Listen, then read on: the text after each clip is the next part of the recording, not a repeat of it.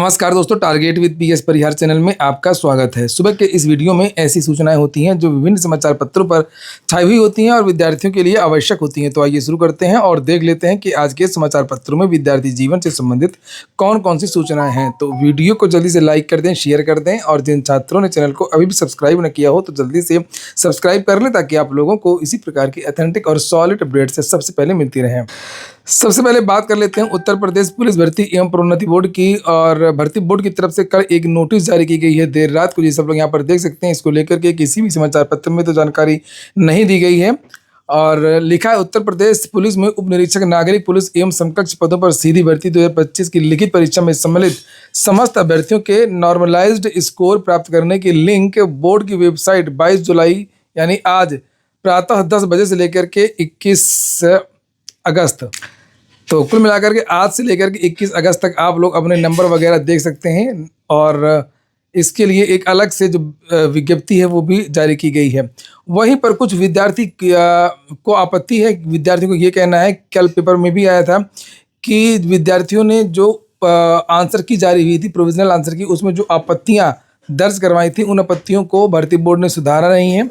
और कई प्रश्नों में जो सही उत्तर थे उनको भी गलत किया गया है। इसको लेकर के विद्यार्थी सुधार की मांग कर रहे हैं। इन विद्यार्थियों का एक व्हाट्सएप ग्रुप है जिसकी लिंक मैंने कमेंट बॉक्स में दे दिया, डिस्क्रिप्शन में दे दिया है। आप लोग वहां पर जाकर पता कर सकते हैं कि किन किन प्रश्नों पर आपत्ति है और विद्यार्थी आगे क्या करेंगे। तो जो भी यूपीएसआई से संबंधित विद्यार्थी हो जाकर के उस ग्रुप को ज्वाइन कर सकते हैं। और अगली जो सूचना है वो है शिक्षा सेवा चयन आयोग की। शिक्षा सेवा चयन आयोग से भर्तियों के विज्ञापन आना शुरू हो गए हैं और पहला विज्ञापन नई भर्ती का जारी हुआ प्राचार्य का। यह संक्षिप्त विज्ञप्ति जिसे आप लोग यहाँ पर देख सकते हैं, इसके लिए ऑनलाइन आवेदन 21 तारीख से शुरू हो रहा है, कल से ही, और 20 अगस्त इसकी लास्ट डेट है। और ये प्राचार्य भर्ती है जिसमें पदों की संख्या 111 है, लेकिन ये इसमें वही विद्यार्थी आवेदन कर पाएंगे जिनके पास पर्याप्त योग्यता हो। प्राचार्य का मतलब जो डिग्री कॉलेज होते हैं वहाँ के जो हेड होते हैं उनकी भर्ती है। और पहले आप ओटीआर करेंगे तब इसके लिए आवेदन करेंगे। तो अभी ओटीआर की विंडो खोली गई है, उसी को लेकर के ये जानकारी दी गई है। समाचार पत्रों में भी इसको लेकर के जानकारी दी गई है। और सबसे अच्छी बात ये है कि इसकी परीक्षा की तारीख भी घोषित कर दी गई है। ये देख सकते हैं आप लोग, 21 जुलाई से इसके लिए आवेदन होंगे और इसकी लास्ट डेट 20 अगस्त है। और इसका जो एग्ज़ाम है वो 24 सितंबर को हो जाएगा। 1 महीने बाद इसकी परीक्षा हो जाएगी। और मैंने आप लोगों को ये जानकारी पहले भी दी थी कई बार कि इस बार शिक्षा सेवा चयन आयोग जो भी विज्ञापन जारी करेगा बहुत जल्द उनके साथ में ही हो सकता है कि परीक्षा की तारीखों का भी ऐलान करता रहे। जंतर मंतर में जो धरना प्रदर्शन चल रहा है उसको लेकर के समाचार पत्रों में बहुत सारी सूचनाएं दी गई हैं। छात्र आंदोलन को मिली सियासी धार, छात्रों की कोई बात सुनता नहीं था। हमने प्रयागराज में कई बार देखा, कभी पत्थर गिरजाघर में विद्यार्थी बैठे रहते हैं, कभी शिक्षा सेवा चयन आयोग में लाठीचार्ज होता रहता है, कभी उत्तर प्रदेश लोक सेवा आयोग में कोई सुनने ही नहीं आता है विद्यार्थियों की बातों को। और ये बात केवल काकरोच जनता पार्टी की वजह से नहीं, ये आंदोलन हो रहा है, ये आंदोलन हो रहा है छात्रों के आक्रोश की वजह से। कई सालों से भर्तियाँ नहीं आ रही हैं, 8-8 साल से भर्तियाँ नहीं आ रही हैं। हजारों विद्यार्थियों के आवेदन निरस्त हो जाते हैं, योग्यताओं को लेकर के विवाद होता है, पेपर लीक तो लगातार हो ही रहे हैं। सरकार छात्रों को, जो जितने भी स्टूडेंट्स हैं, उनको दोयम दर्जे के नागरिक समझती रही है। कभी अधिकारी कोई डांट देता है, कभी छात्रों का ज्ञापन फाड़ दिया जाता है, कभी जिस अधिकारी को ज्ञापन लेना चाहिए उसको नहीं भेजा जाता है, किसी पुलिस वाले को भेज दिया जाता है। तो ये सब पीड़ा है और इसी का असर है कि अचानक से ये विद्यार्थी इतना ज़्यादा आक्रोशित हो गए और इस आंदोलन को इतनी धार मिली। यहाँ पर उसी को लेकर के ये लिखा हुआ है, ये देखिए, ये आशुतोष एक पत्रकार है, आप देख सकते हैं। आप पार्टी के नेता भी रह चुके हैं और सफल पत्रकार भी रह चुके हैं। यहाँ पर लिखा, काकरोच आंदोलन में ही है, आंदोलन ही मैं इसे कहूँगा, इस आंदोलन में हमें चौंका दिया। इसका मतलब साफ है कि युवाओं में गुस्सा बढ़ता जा रहा है, वे निराश हैं, तकलीफ में हैं, इंसाफ मांग रहे हैं, मगर उनकी आवाज़ को अनसुना किया जा रहा है। सवाल सिर्फ शिक्षा मंत्री धर्मेंद्र प्रधान के इस्तीफे का नहीं है, सवाल अब सरकार के इकबाल और उसकी जवाबदेही का हो गया है। यह आंदोलन अब कुछ लोगों के हाथों से निकल करके आम जनता का हो गया है। केवल कुछ लोगों से कुछ नहीं होता है, इसमें बहुत लोग आक्रोशित हैं, दुखी हैं। इसके पहले जितने भी आंदोलन हुए हैं उसमें किसी न किसी बड़ी हस्ती का हाथ रहा है, बड़े नेता रहे हैं, बड़े लोग रहे हैं। लेकिन ये आंदोलन प्योर बिल्कुल पूरी तरीके से छात्रों का है, युवाओं का है। और हालांकि समर्थन कई लोग कर रहे हैं। जैसे जयप्रकाश नारायण का आंदोलन हुआ था, आप लोगों ने देखा था, उसमें बहुत सारे नेता थे। अन्ना आंदोलन में केजरीवाल जैसे बड़े पूर्व अधिकारी और अनुभवी लोग थे, बहुत सारे लोग थे अन्ना आंदोलन में।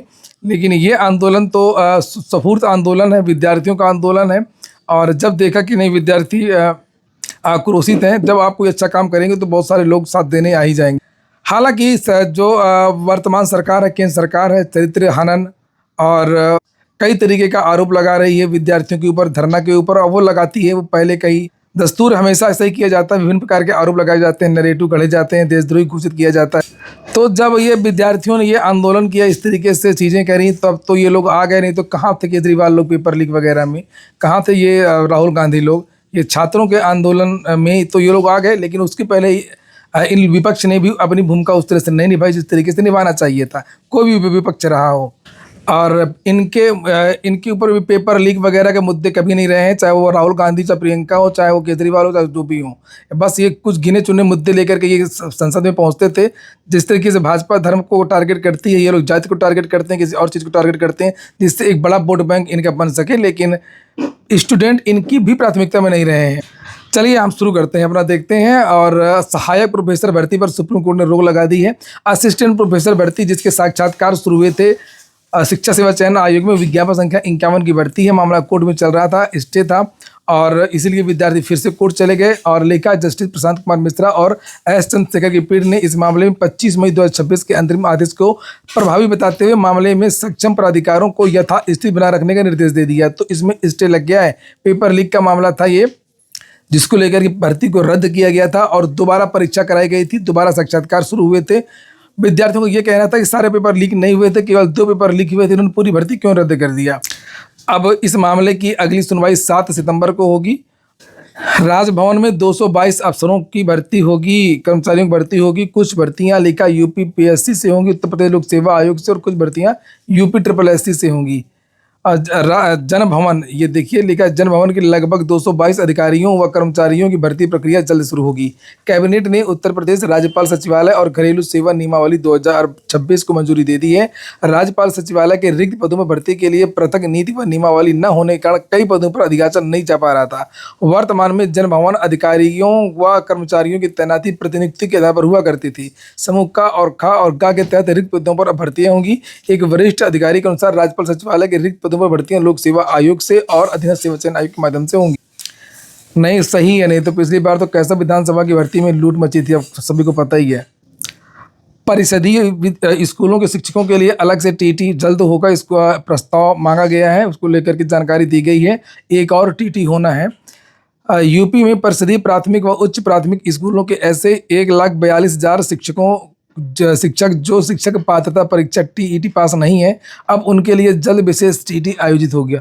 विभाग की ओर से इन शिक्षकों के साथ ही दिव्यांग छात्रों को पढ़ाने के लिए रखे गए विशेष शिक्षकों के लिए भी विशेष टीटी आयोजित करने के भी निर्देश दिए गए हैं। अपर मुख्य सचिव बेसिक व माध्यमिक शिक्षा पार्थ सारथी सेन शर्मा की ओर से उत्तर प्रदेश शिक्षा सेवा चयन आयोग के सचिव को पत्र लिख करके इसकी कार्य योजना तैयार करने के निर्देश दिए गए हैं। सुप्रीम कोर्ट ने सभी शिक्षकों के टीईटी पास होने को अनिवार्य करने का आदेश दिए थे। तो लिखा है इसके लिए कि आयोग से विशेष टीटी का कार्यक्रम मांगा गया है। कब इसका विज्ञापन निकलेगा, कब क्या चीज़ें हैं, और उम्मीद जताई जा रही है कि जल्द ही शिक्षकों के लिए विशेष टीटी का आयोजन होगा। 69,000 शिक्षक भर्ती, सुप्रीम कोर्ट ने नहीं स्वीकारी यूपी सरकार की सूची। सुप्रीम कोर्ट ने कहा हमको मूल सूची दीजिए, ये नहीं, इसमें समझ में नहीं आ रहा। सरकार ने कहा कि 8,270 विद्यार्थियों को और चयनित करेंगे। ये देखिए एक सूची दी है, सुप्रीम कोर्ट ने सूची को अभी तक अंतिम मानने से इनकार कर दिया। अदालत ने सभी पक्षों से कहा कि वे 2020 से अब तक इस मामले में क्या क्या हुआ पूरा घटनाक्रम लिख करके सोमवार तक अदालत में जमा करें। लिखित सबमिशन मैंने कल जानकारी दी थी इसकी। अगली सुनवाई अब 28 जुलाई को होगी। सुनवाई के दौरान यूपी सरकार ने संशोधित कट ऑफ का भी उल्लेख किया, और संशोधित कट ऑफ जनरल की है 69.42, ओबीसी की 65.92 और एससी की है 60.14 और एसटी की है 56.09। TRE 4 को लेकर के एक काफ़ी दिनों बाद अच्छी न्यूज आई है। लिखा है कि विधानसभा में मुख्यमंत्री की मौजूदगी में शिक्षा मंत्री ने घोषणा की है कि चौथे चरण में शिक्षक भर्ती का अधियाचना इसी माह आ जाएगा। राज्य के सरकारी स्कूलों में शिक्षकों की कमी जल्द दूर होगी। चौथे विभाग चौथे चरण की शिक्षक नियुक्ति के लिए अधियाचना इस माह के अंत तक बिहार लोक सेवा आयोग को भेज देगा, और विधानसभा में मंगलवार को प्रश्नोत्तर काल के दौरान मुख्यमंत्री सम्राट चौधरी की मौजूदगी में शिक्षा मंत्री मिथिलेश तिवारी ने घोषणा की है। तो बहुत सारे बदलाव हुए हैं, जिसकी वजह से इसके विज्ञापन में इस बार बहुत देरी लग गई। और जैसे इस बार अब प्रीलिम्स और मेंस होगा। महिला आरक्षण बढ़ा दिया गया है।